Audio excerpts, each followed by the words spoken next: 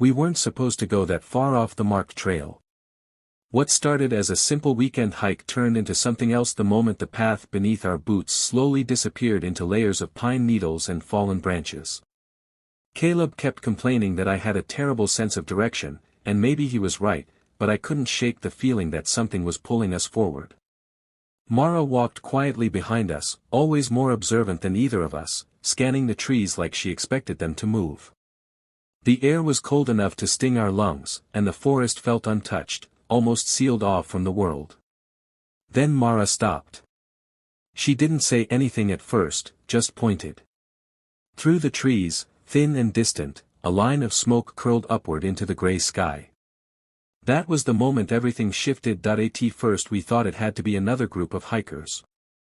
Someone camping deeper in the woods than they should have been, just like us. But the closer we moved, the stranger it felt. There were no voices. No chopping wood. No sound at all except wind brushing against branches. The clearing revealed itself slowly, and then we saw it, a small cabin sitting alone like it had grown there naturally. The chimney released a steady stream of smoke, calm and controlled.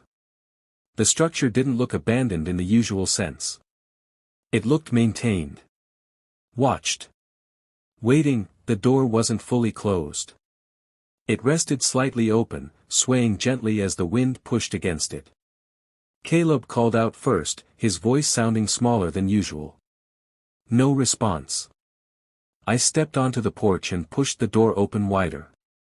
Warm air met my face instantly. Inside, a cast-iron stove glowed softly, and on a wooden table sat 3 bowls. Steam rose from them. There was fresh bread on a cutting board and the smell, like someone had just finished cooking. The cabin was empty. No boots by the door. No coat hanging on the wall. Just heat, food, and silence. The detail that made my stomach tighten wasn't the stew or the warmth. It was the number of bowls. 3. Exactly 3. 3 spoons. 3 cups of water poured evenly.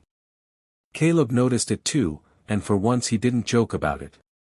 Mara walked through the cabin carefully, checking the small bedroom and the back storage area. The bed was neatly made. Firewood stacked perfectly. Everything in place. Whoever lived there was organized, deliberate.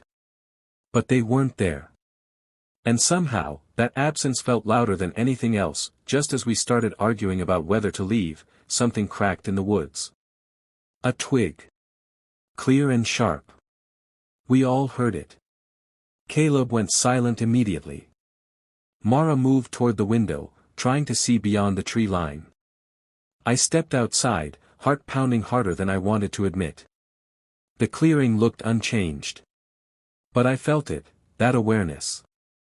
Like we weren't alone anymore. Like we had never been alone at all. We stood there for several minutes debating what to do.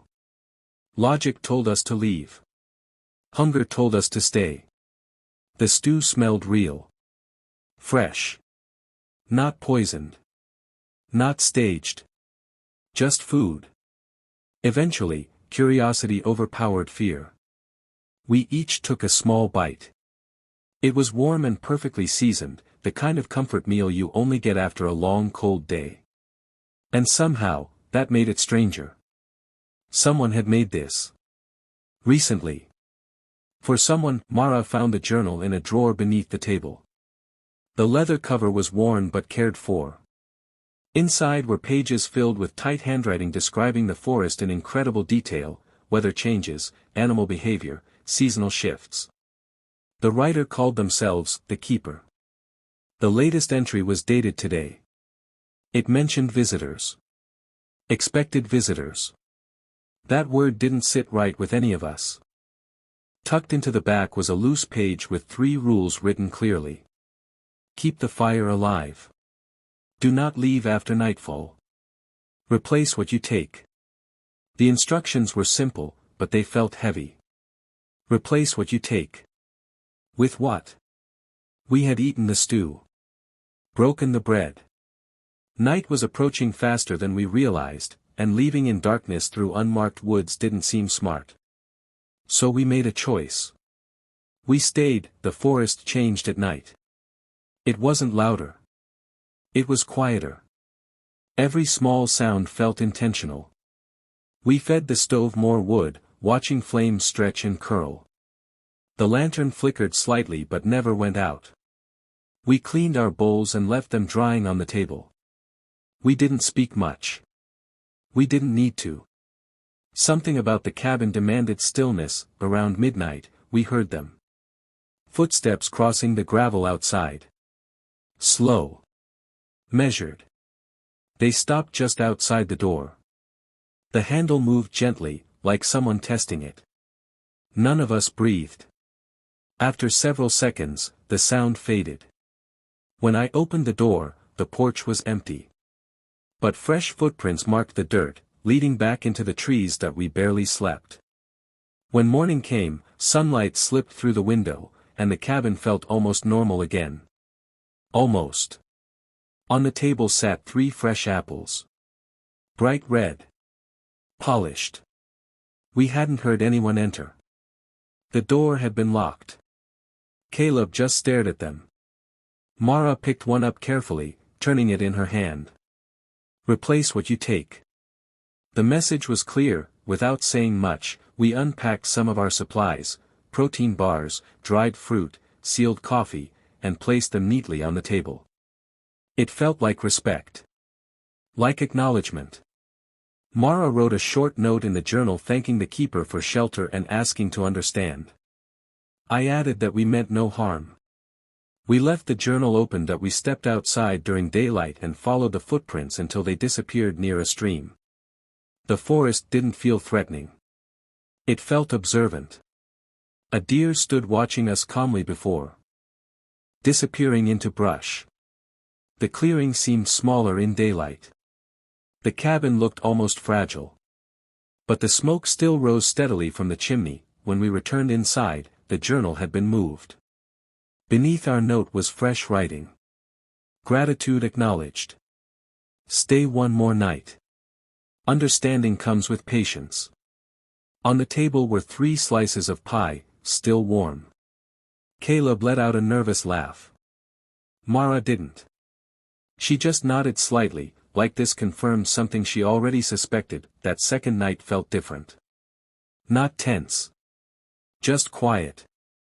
We sat near the stove and talked about things we usually avoided, our fears, our plans, the idea of leaving town someday.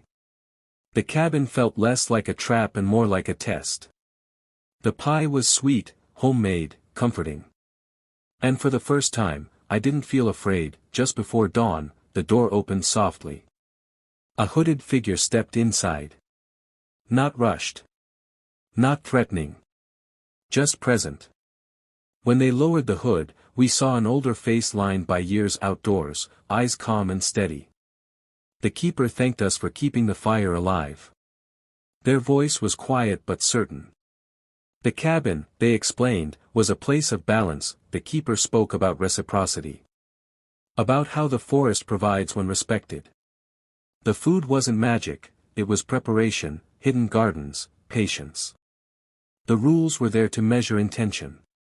Most people took and left. Few stayed long enough to understand that we were offered a choice. Leave and return to our normal lives. Or stay longer and learn. Mara looked tempted. Caleb looked torn. I felt both fear and curiosity pulling at me. The keeper said the trail would reveal itself again if we sought it with intention. That in the end, we left. Not because we rejected the offer, but because we weren't ready. We cleaned the cabin thoroughly and left more supplies than before. The keeper stood in the doorway as we walked back through the trees. The forest seemed to open for us this time.